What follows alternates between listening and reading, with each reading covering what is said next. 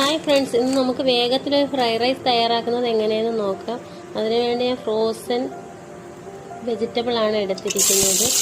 ആദ്യമായിട്ട് ചെറിയ ഒരു പീസ് ഇഞ്ചി, വെളുത്തുള്ളി സൺഫ്ലവർ ഓയിലിലേക്ക് ഇട്ടൊന്ന് മൂത്തതിന് ശേഷം ഒരു സവാളയാണ് ചേർത്തത്.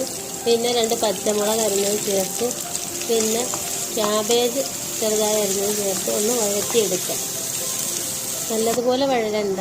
ഇനി നമുക്ക് ഫ്രോസൺ കവറിൽ വരുന്നതാണ് vegetable. Green peas, carrot, beans എല്ലാം കൂടെ ചേർന്നതാണ്.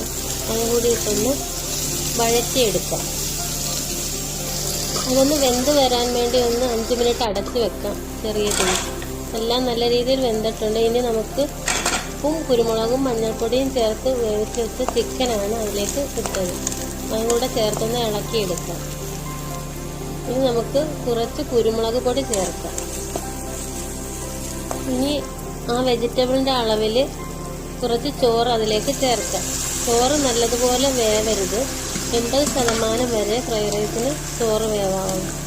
ഈ പരുവത്തിലായിരിക്കണം. ഇനി നമുക്കൊന്ന് ഇളക്കാം. ചെറിയ തീയിലിട്ട് ഒന്ന് ഇളക്കി എടുക്കാം. എല്ലാം കൂടെ മിക്സാക്കിയതിന് ശേഷം കുറച്ച് മല്ലിയില ചേർക്കാം. വളരെ പെട്ടെന്ന് തയ്യാറാക്കാൻ പറ്റിയ ഒരു ഐറ്റമാണ്. ഇനി നമുക്ക് മുളകിൻ്റെ സോസ് കുറച്ചൊഴിക്കാം. വേണ്ടുന്നവർക്ക് ടൊമാറ്റോ കച്ചപ്പാണ് ചേർക്കുന്നത്. ശകലം ടൊമാറ്റോ കച്ചപ്പും ചേർത്ത് ഒന്ന് മിക്സ് ആക്കാം.